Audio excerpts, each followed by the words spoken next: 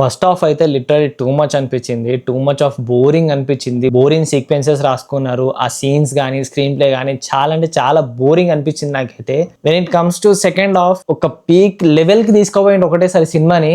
Second half లో మాత్రం రాముడి ప్రతిరూపాన్ని కరెక్ట్ గా ఎక్సలెంట్ గా చూపెట్టిండ్రు. అసలు చూస్తున్నంత సేపు ఏఐదే గానీ అంటే మొత్తం ఏఐతో చేసింది. ఇందాకే తేజ సజ్జది మిరాయి సినిమా చూసి వచ్చిన అశోకుడి దగ్గర పవర్ ఉంటుంది. ఆ పవర్ ని 9 గ్రంథాలకు పంపించేసి ఆ 9 గ్రంథాలు వేరే వేరే వాళ్ళకి ఇచ్చేస్తాడు. ఇచ్చేసిన తర్వాత అది మానవ జాతికి దక్కకుండా దాన్ని భద్రంగా ఉంచండి మీ దగ్గర అని అంటాడు. అక్కడ నుంచి సినిమా స్టార్ట్ అవుతుంది. ఫస్ట్ ఆ యుద్ధంది అవన్నీ సీక్వెన్సెస్ చూపిస్తారు, అదంతా ఏఐ అని చెప్పి క్లియర్ గా అర్థమైపోతాయి మనకు. చాలా మాటకు ఏఐ యూజ్ చేసిండ్రు, అదైతే నాకు నచ్చలేదు. ఏఐ యూజ్ చేస్తే ఏంటంటే సాఫ్ట్ గా కనిపిస్తుంది ఆబ్జెక్ట్, చాలా అంటే చాలా సాఫ్ట్ గా, ఏదో ప్లాస్టిక్ బొమ్మ ఉంది అన్నట్టు ఒక ప్లాస్టిక్ అనే ఫీల్ వస్తా ఉంటది అది మనం చూస్తున్నంత సేపు. అండ్ నెక్స్ట్ థింగ్, విశ్వప్రసాద్ అదే మన ప్రొడ్యూసర్ పీపుల్ మీడియా ఫ్యాక్టరీ, వాళ్ళు ఇచ్చిన బడ్జెట్ కి కార్తిక్ ఘట్టమనేని సూపర్ గా యూజ్ చేసుకున్నాడు. చెప్తున్నా కదా, సూపర్ యూజ్ చేస్తున్నాడు. అసలు సెకండ్ హాఫ్ లో ఆయన విఎఫ్ఎక్స్ ని మాత్రం చాలా క్లియర్ అండ్ కట్ గా యూజ్ చేసుకున్నాడు. అంటే ఈ పోర్షన్ లో మాత్రమే విఎఫ్ఎక్స్ ఉండాలి, ఈ పోర్షన్ లో మొత్తం ఒరిజినల్ గా చూపెట్టాలి అన్న క్లారిటీ కార్తిక్ ఘట్టమనేనికి ఉంది. అండ్ స్క్రీన్ ప్లే కూడా ఫస్ట్ హాఫ్ కన్నా ఎక్కువ సెకండ్ హాఫ్ లో చాలా బాగా పోర్ట్రే చేసిండ్రు. సెకండ్ హాఫ్ ఒక పీక్ లెవెల్ కి వెళ్ళిపోతుంది, పీక్ లెవెల్ కి వెళ్ళి ఆగుతుంది సినిమా. ఎందుకో నాకు ఎవరిదైనా క్యామియో వచ్చి ఉంటే బాగుండునేమో అన్న ఫీలింగ్ వచ్చింది, జస్ట్ నా ఫీలింగ్ మాత్రమే.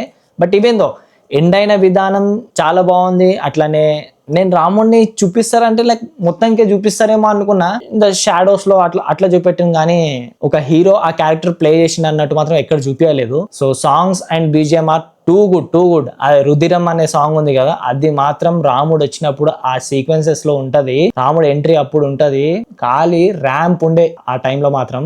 రితిక అయితే పెద్ద ఏం లేదు, జస్ట్ సపోర్టింగ్ రోల్ లాగా ఉంది, పెద్ద ఏం అనిపించలేదు. Shriya after a long time too good. Jagapathi Babu కూడా చాలా బాగా చేసిండు. మంచు మనోజ్ అన్న మాత్రం ఇరగా తీసేసిండు. చెప్తున్నా కదా, హీరో రోల్ కన్నా విలన్ రోల్ లో మాత్రం సూపర్ గా చేసిండు, అసలు మస్తు చేసిండు. నాకైతే మంచిగా అనిపించింది. భైరవంలో ఆ బేస్ వాయిస్ ఉండే, కానీ దీంట్లో ఆ బేస్ వాయిస్ లేకుండా నార్మల్ వాయిస్ ఉంది, మంచిగా అనిపించింది చూస్తున్నంత సేపు. ఇంకా మనోజ్ అన్న క్యారెక్టర్ కి ఆ విఎఫ్ఎక్స్ ఏదైతే బ్లాక్ విఎఫ్ఎక్స్ ఏదైతే ఉందో కరెక్ట్ గా సెట్ అయిపోయింది. ఆ విఎఫ్ఎక్స్ లో కూడా ఏడ తేడా లేకుండా మంచిగా చేసిండు. నాకెందుకు ఆ మిరాయి స్టిక్ దొరకడం చాలా ఈజీగా దొరికింది అన్నట్టు అనిపించింది. అండ్ ఆ జటాయు ఆ అంతా సీక్వెన్స్ కూడా చాలా బాగుంది. ఆ గద్ద సీక్వెన్స్ మాత్రం చాలా బాగుంది. దగ్గర నుంచి ఆ గద్ద మాత్రం ఎంత క్లియర్ అండ్ మంచిగా కనిపిస్తుంది అంటే అసలు ఇది విఎఫ్ఎక్స్ ఏనా అన్నట్టు అనిపించింది. ఆది పురుష్ లెక్క కాదు, దీంట్లో చూడండి మస్తు అనిపిస్తుంది మనకు. ఆ గద్దను చూసినంత సేపు నిజంగా ఒరిజినల్ గద్దను చూసినట్టు అనిపిస్తుంది మనకు. ఫైట్ సీక్వెన్సెస్ కూడా చాలా బాగుంది. అండ్ ఎవ్రీథింగ్ సో ఫార్ చాలా బాగా మెయింటైన్ చేసిండు, అట్లనే మేనేజ్ చేసేసిండు అనిపించింది నాకైతే. ఉన్న బడ్జెట్ ఎంతో నాకు తెలియదు,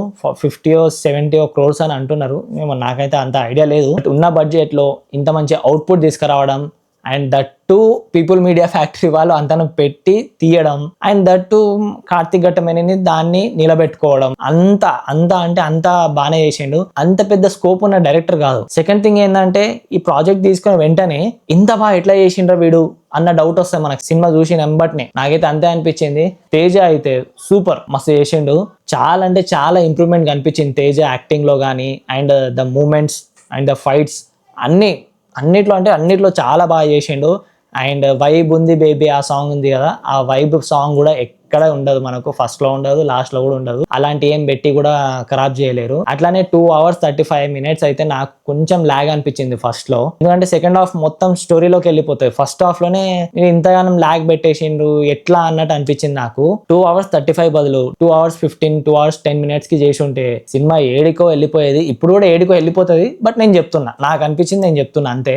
దీంట్లో పోలీస్ సీక్వెన్స్ ఉంటది, ఒక లేడీ విలన్ వచ్చి వీళ్ళని చంపేస్తుంది పోలీసులని. ఆ ఇన్వెస్టిగేషన్ గురించి పోలీసులు వస్తారు. పోనీ ఆ పోలీసులు ఏమైనా సీరియస్ గా ఉంటారా అంటే అది కూడా ఉండరు, వాళ్ళేదో జోక్ చేస్తా ఉంటారు. ప్రతి సీన్ లో వాళ్ళేదో ఒక కామెడీ యాంగిల్ ఉంటది. అసలు నాకు ఎందుకు ఆ పోలీస్ సీక్వెన్స్ ఉండకపోతే బెస్ట్ కదరా బై అన్నట్టు అనిపించింది. ఆ ట్రాక్ మొత్తం తీసేస్తే మస్తు అనిపిస్తుందేమో, ఇంకా సినిమా ఇంకా ఎంగేజింగ్ ఉంటదేమో ఆడియన్స్ కి అన్నట్టు అనిపించింది నాకైతే. నాకు ఆ పోలీస్ వాళ్ళ కామెడీ కన్నా గెటప్ సీన్ కామెడీకి అయితే మంచిగా నవ్వినా నేను. ఆయన కామెడీలో టైమింగ్ ఉంది, లైక్ మంచిగా అనిపించింది. ఆయన కామెడీ మాత్రం నేనైతే ఎంజాయ్ చేసిన, ఆడియన్స్ కూడా మంచిగా ఎంజాయ్ చేసిండు థియేటర్ లో. కొంచెం రన్ టైం తగ్గించుంటే మాత్రం ఇంకా సూపర్ ఉంటుండే.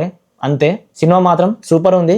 ఈ వీకెండ్ కి ఫస్ట్ మిరా వెళ్ళిపోండి, తర్వాత కిష్కిందపూరి, తర్వాత demon slayer if you are a animated lover. ఇది అప్లోడ్ చేసిన వెంటనే డీమన్ స్లేయర్ కూడా అప్లోడ్ చేసేస్తా. So that's the review on Mirai. కొంచెం సబ్స్క్రైబ్ చేసుకోండి, అట్లనే లైక్, షేర్ అండ్ కామెంట్ పెట్టేయండి. ఎవరైనా చూసుంటే మాత్రం నేను చెప్పిన పాయింట్స్ కరెక్టో కాదో కామెంట్ కూడా చేయండి, ఎందుకంటే నాకు కూడా అర్థమవుతుంది. ఇప్పుడిప్పుడే స్టార్ట్ చేసినా కాబట్టి నాకు కూడా అర్థమవుతుంది ఎక్కడ రాంగ్ పోతుంది, ఎక్కడ కరెక్ట్ పోతుంది అనేది. So yeah, signing off from Mohit. జై హింద్.